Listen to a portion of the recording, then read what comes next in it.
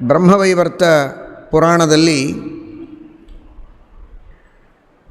ಕೆಲವು ಮಾತುಗಳನ್ನು ತಿಳಿಸಿಕೊಟ್ಟಿದ್ದಾರೆ. ಗುರುಗಳ ಮಹಿಮೆ ಏನು, ಗುರುಗಳ ಸ್ಥಾನ ಎಷ್ಟು ದೊಡ್ಡದು, ಗುರುಗಳ ನಿಂದೆಯನ್ನು ಮಾಡಿದರೆ ಎಷ್ಟು ಅನರ್ಥವಾಗ್ತದೆ, ಈ ಎಲ್ಲ ವಿಷಯಗಳನ್ನು ತಿಳಿಸಿಕೊಟ್ಟಿದ್ದಾರೆ. ವೇದವ್ಯಾಸದೇವರ ಮಾತಿನಲ್ಲಿ ಗುರುಗಳ ಮಹತ್ವ ಏನು ಅಂತ ತಿಳಿದು ನಮ್ಮ ಗುರುಗಳಲ್ಲಿ ನಾವು ಹೇಗೆ ಭಕ್ತಿಯನ್ನು ಮಾಡಬೇಕು ಅನ್ನುವುದನ್ನು ಸ್ವಲ್ಪ ಅರ್ಥ ಮಾಡಿಕೊಳ್ಳುವ ಪ್ರಯತ್ನವನ್ನು ಮಾಡೋಣ. ಕೆಲವೇ ನಿಮಿಷಗಳಲ್ಲಿ ಆ ಗುರುಗಳ ಮಹಿಮೆಯನ್ನು ತಿಳಿಯುವ ಒಂದು ಅಲ್ಪ ಸೇವೆಯನ್ನು ಮಾಡೋಣ. ಗುರುಗಳನ್ನು ನಾವಿಲ್ಲಿ ಚಿಂತನೆ ಮಾಡಬೇಕು. ಸರ್ವತೀರ್ಥಾಶ್ರಯಶ್ಚೈವ ಸರ್ವದೇವಾಶ್ರಯೋ ಗುರುಹು. ಎಲ್ಲ ಇದನ್ನು ದಾಸರು ತಮ್ಮ ಪದ್ಯಗಳಲ್ಲಿ ಹೇಳಿದ್ದಾರೆ. ಗುರುಪಾದ ದರ್ಶನವೇ ಸ್ನಾನ ಅಂತಾರೆ. ಗುರುಗಳ ಪಾದದ ದರ್ಶನ ಮಾಡೋದೇ ಸ್ನಾನ. ಕಾರಣ ಏನು? ಸರ್ವತೀರ್ಥಾಶ್ರಯಶ್ಚೈವ, ಎಲ್ಲ ತೀರ್ಥಾಭಿಮಾನಿ ದೇವತೆಗಳ ಸನ್ನಿಧಾನ ಗುರುಗಳಲ್ಲಿರುತ್ತದೆ. ನಮ್ಮ ಗುರುಗಳು ಎಲ್ಲ ಸ್ವಯಂ ಅವರು ತತ್ವಜ್ಞಾನವನ್ನು ಪಡೆದುಕೊಂಡದ್ದಕ್ಕೇನೆ ಎಲ್ಲ ತೀರ್ಥಾಭಿಮಾನಿ ದೇವತೆಗಳ ಸನ್ನಿಧಾನ ಅವರಲ್ಲಿ ಇರುತ್ತೆ.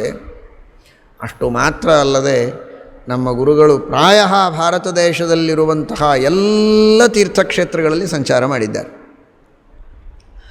ಅವರೇ ತಮ್ಮ ಮುಖದಿಂದ ಹೇಳಿದ್ದನ್ನು ನಾವು ಕೇಳುವ ಸೌಭಾಗ್ಯ ಇತ್ತು.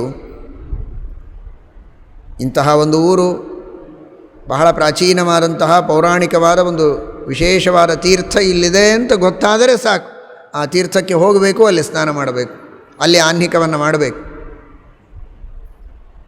ಒಂದು ಕ್ಷೇತ್ರ ಇದೆ ಪ್ರಾಚೀನವಾದದ್ದು, ಆದರೆ ಐತಿಹಾಸಿಕ ಪೌರಾಣಿಕವಾದಂತಹ ದೊಡ್ಡ ಜ್ಞಾನಿಗಳಿಂದ ಪ್ರತಿಷ್ಠಿತವಾದಂತಹ ಪ್ರತಿಮೆ ಅಧಿಷ್ಠಾನ ಇದ್ದರೆ ಮಾತ್ರ ಹೋಗ್ತಾ ಇದ್ದರು. ಅಂತಹ ಶ್ರೇಷ್ಠವಾದ ಸ್ವಯಂ ವ್ಯಕ್ತ ಅಥವಾ ಮಹಾಜ್ಞಾನಿಗಳಿಂದ ಪ್ರತಿಷ್ಠಾಪಿತವಾದಂತಹ ಸನ್ನಿಧಾನಗಳಿತ್ತು ಅಂದರೆ ನಿಯಮೇನ ಸ್ವಾಮಿಗಳು ಅಲ್ಲಿ ಹೋಗಲೇಬೇಕು, ದರ್ಶನ ಮಾಡಬೇಕು, ಆ ತೀರ್ಥದಲ್ಲಿ ಸ್ನಾನ ಮಾಡಬೇಕು. ಸಾಧ್ಯ ಆದರೆ ಅಲ್ಲಿ ರಾಮದೇವರ ಪೂಜೆ, ಇಲ್ಲದೇ ಇದ್ದರೆ ಆಹ್ನಿಕವನ್ನಾದರೂ ಮಾಡಿಕೊಂಡು ಬರಬೇಕು.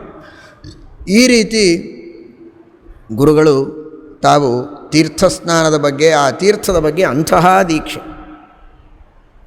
ನಮ್ಮ ಗುತ್ತಲಾಚಾರ್ಯರಿಗೆ ಅವರ ಕಡೆಯಿಂದ ಕಾಶಿಯಲ್ಲಿ, ಅಲ್ಲಿ ಪಂಚಕ್ರೋಶಂ ಅಲ್ಲ ಏನೋ ಇದೆ, ಅಲ್ಲಿ ಗಯಾ ಕ್ಷೇತ್ರದ ಬಗ್ಗೆ ಹೇಗೆ ಹೇಳ್ತಾರೋ ಹಾಗೆ ಕಾಶಿಯಲ್ಲಿ ಅನೇಕ ತೀರ್ಥಗಳಿವೆ. ಪ್ರಧಾನವಾದಂತಹ ಗಂಗಾ ನದಿ ಒಂದು ಸರಿ, ಅದಲ್ಲದೆ ಅಲ್ಲಿ ಸುಮಾರು ತೀರ್ಥಗಳಿವೆ. ಆ ಎಲ್ಲ ತೀರ್ಥಗಳಲ್ಲಿಯೂ ಸ್ನಾನ ಮಾಡಿ ಅಲ್ಲೆಲ್ಲ ಕಡೆಗೂ ವಿಶೇಷವಾದಂತಹ ಆಹ್ನಿಕ ತಾವು ಮಾಡುವುದಲ್ಲದೆ ಆಚಾರ್ಯರಿಗೆ ಆಜ್ಞೆಯನ್ನು ಮಾಡಿ ಅಲ್ಲೆಲ್ಲ ಕಡೆಗೆ ತೀರ್ಥವಿಧಿಯನ್ನು ಮಾಡಿ ಅಂತ ಆಜ್ಞೆ ಮಾಡಿದ್ದಾರೆ. ಬೆಳಿಗ್ಗೆ ಬೇಗ 6 ಗಂಟೆಗೆ ಹೊರಟ್ರೆ ಬರೋದರೊಳಗೆ ಸಾಯಂಕಾಲ 6. ಅಷ್ಟು ತೀರ್ಥಗಳು, ಅಷ್ಟು ಕಡೆಗೆ ತೀರ್ಥವಿಧಿಗಳು ಪ್ರತ್ಯೇಕವಾಗಿ. ಅದೇ ರೀತಿ ಗಯಾ ಕ್ಷೇತ್ರದಲ್ಲಿಯೂ ಅಷ್ಟು 50ಕ್ಕೂ ಹೆಚ್ಚು ತೀರ್ಥಗಳಿವೆ. ಆ ಎಲ್ಲ ತೀರ್ಥಗಳಲ್ಲಿ ಹಾಗೂ ಅನೇಕ ವೇದಿಗಳಿವೆ. ಅಲ್ಲೆಲ್ಲ ಕಡೆಗೂ ತೀರ್ಥವಿಧಿ ಆಗಬೇಕು ಅಂತ ಅಷ್ಟು ಆ ತೀರ್ಥ ಸ್ನಾನ, ಆ ತೀರ್ಥಗಳಲ್ಲಿ ಮಾಡುವ ವಿಧಿವಿಧಾನಗಳು ಹಾಗೂ ಆ ಸನ್ನಿಧಾನದಲ್ಲಿ ಆಹ್ನಿಕವನ್ನು ಮಾಡಬೇಕು ಅನ್ನುವಂತಹ ಒಂದು ಶ್ರದ್ಧೆ ಗುರುಗಳಿಗಿದ್ದದ್ದನ್ನು ನೋಡಿದರೆ ಅತ್ಯಾಶ್ಚರ್ಯವಾಗ್ತದೆ. ಮಂತ್ರೋಪದೇಶವನ್ನು ಮಾಡುವಂತಹ ಮಂತ್ರದಾತ ಅಂತ ನೀವು ಈಗ ಕೇಳಿದಿರಿ.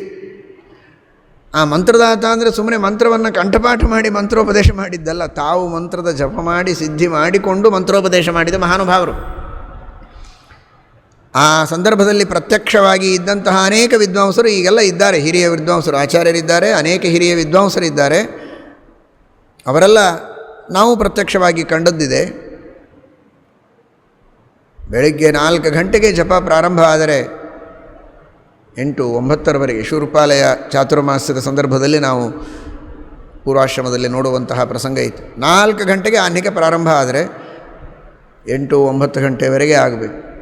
ಗಯಾ ಕ್ಷೇತ್ರದಲ್ಲಿ ನಮ್ಮ ಅವಧಾನಿ ರಾಮಾಚಾರ್ಯರು ಹೇಳ್ತಾ ಇದ್ದರು. ಅವರು ಇನ್ನೂ ಅವರಿಗೆ ತಾರುಣ್ಯ ಆವಾಗ ಸ್ವಾಮಿಗಳು ಗಯಾ ಕ್ಷೇತ್ರದಲ್ಲಿ ಜಪ ಮಾಡುವುದಕ್ಕೆ ಅಂತ ಕುಳಿತಿದ್ದಾರೆ. ಎಲ್ಲಿ?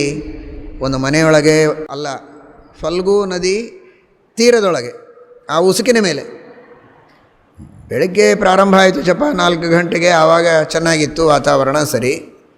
ಮುಂದೆ ಬಿಸಿಲು ಏರ್ತಾ ಹೋಯಿತು. ಏಕಾದಶಿ ಅವತ್ತು ಮಧ್ಯಾಹ್ನ 12 ಆದರೂ ಸ್ವಾಮಿಗಳು ಆ ಬಿಸಿಲಿನಿಂದ ಈಚೆಗೆ ಬಂದಿಲ್ಲ. ಅಂಥ ಬಿಸಿಲೊಳಗೆ ಅಲ್ಲೇ ಕುಳಿತು ಜಪ ಮಾಡಿದ್ದಾರೆ. ಅವಧಾನಿ ರಾಮಾಚಾರ್ಯ ಹೇಳಿದರು, ಆವಾಗ ನೀವು ಭಾಗವತ ಪುರಾಣ ಹೇಳಿ ಅಂತ ಅವ್ರಿಗೆ ಹೇಳಿದ್ರಂತೆ. ಅವರಿನ್ನೂ ಚಿಕ್ಕವರು. ಆವಾಗ ನಾನು ಆಗಲೇ ಭಾಗವತ ಪುರಾಣ ಪ್ರಾರಂಭ ಮಾಡಿದ್ದು, ಅವತ್ತೇ ಕಲಿತಿದ್ದು, ಅವತ್ತೇನು ಗುರುಗಳ ಮುಂದೆ ನಾನು ಭಾಗವತ ಪುರಾಣವನ್ನು ಪ್ರವಚನ ಮಾಡಿದೆ. ಅಂದಿನಿಂದ ಅದು ಉತ್ತರೋತ್ತರ ಭಾಗವತದ ಅಧ್ಯಯನ, ಪ್ರವಚನ, ಪುರಾಣ, ಪಾಠ ಹೇಳುವಂತಹ ಒಂದು ದೊಡ್ಡ ಸುಯೋಗ ನನ್ನ ಜೀವನದೊಳಗೆ ಸಿಕ್ತು. ದೊಡ್ಡ ಭಾಗ್ಯ. ಅದು ಗುರುಗಳು ನಮಗೆ ಅವಕಾಶ ಕೊಟ್ಟದ್ದು. ಅದು ಹೇಗೆ ಅವಕಾಶ ಅಂದರೆ ಈ ತರಹದ ಅವಕಾಶ. ಆ ರೀತಿ 14 ತಾಸು ನಿರಂತರವಾಗಿ, 8 ತಾಸು ನಿರಂತರವಾಗಿ ಜಪ. ಹೀಗೆ ಒಂದು ಉದಾಹರಣೆ. ಅದೊಂದೇ ಎಂದೋ ಒಂದು ದಿವಸ ಮಾಡಿದ್ರು ಅಂತ ತಿಳ್ಕೋಬೇಡಿ. ಈ ರೀತಿ ಸಮಯಾವಕಾಶ ಸಿಕ್ಕಾಗ 8 10 ತಾಸು ಜಪವನ್ನು ಮಾಡೋದು. ಪಾಠ ಹೇಳಿದರು ಹಾಗೆ. ವಿದ್ಯಾದಾತ, ವಿದ್ಯೆಯನ್ನು ಉಪದೇಶ ಮಾಡುವಾಗಲೂ ಹಾಗೆ ಮಾಡಿದ್ದವರು. ಇವರೆಲ್ಲ ಸಾಕ್ಷಿಗಳಿದ್ದಾರೆ. ರಾಜಗೋಪಾಲಪುರದಲ್ಲಿ ಪಾಠ ಹೇಳಬೇಕು ಅಂದರೆ ಪೂಜಾ, ಊಟ, ಇದು ಎರಡಕ್ಕೆ ಮಧ್ಯದಲ್ಲಿ ವಿರಾಮ. ಇನ್ನುಳಿದು ಹೊತ್ತೆಲ್ಲ ಪಾಠ. ಇದೀಗ ಆಚಾರ್ಯರು ಹೇಳಿದರು, ಮೊದಲನೆಯ ಬಾರಿ ಸುಧಾಮಂಗಳವನ್ನು ಮಾಡ್ತಾ ಇರುವಾಗ ಬೆಳಗ್ಗೆಯಿಂದ ರಾತ್ರಿಯವರೆಗೆ ಪಾಠ ಆಗಬೇಕು. ರಾತ್ರಿ ತಾವು ಅವಲೋಕನ ಮಾಡಬೇಕು, ಗ್ರಂಥಾವಲೋಕನ ಮಾಡಿ ಮತ್ತೆ ಪಾಠ ಹೇಳಬೇಕು. ಬೆಳಗ್ಗೆ 4 ಗಂಟೆಗೆ ಹೇಳಬೇಕು. ಮಲಗೋದು ರಾತ್ರಿ 2 ಗಂಟೆಗೆ, 2 ತಾಸು ಮಲಗೋದು. ಗುರುಗಳಿಗೆ ನಾವು ಕೇಳಿದ್ವಿ, ಇದೇನಿದು 2 ತಾಸು ನಿದ್ರೆ ಸಾಕಾಗ್ತದತ್ತ?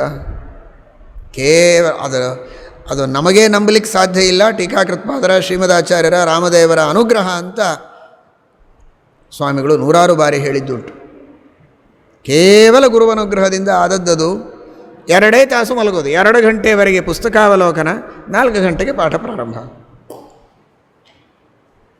ಅದೇ ರೀತಿ ದಾವಣಗೆರೆ ಚಾತುರ್ಮಾಸದಲ್ಲಿ, ಸತ್ತಿ ಚಾತುರ್ಮಾಸದಲ್ಲಿ ಚಂದ್ರಿಕಾ ಪಾಠ, ಪುನಃ ದಾವಣಗೆರೆ ಚಾತುರ್ಮಾಸದಲ್ಲಿ ಅದನ್ನು ಮುಂದುವರಿಸಿ ಸಂಪೂರ್ಣ ತಾತ್ಪರ್ಯ ಚಂದ್ರಿಕಾ, ವ್ಯಾಸರಾಜರು ಮಾಡಿದ ಚಂದ್ರಿಕಾ ಗ್ರಂಥವನ್ನು ಪಾಠ ಹೇಳಿದ್ದಾರೆ.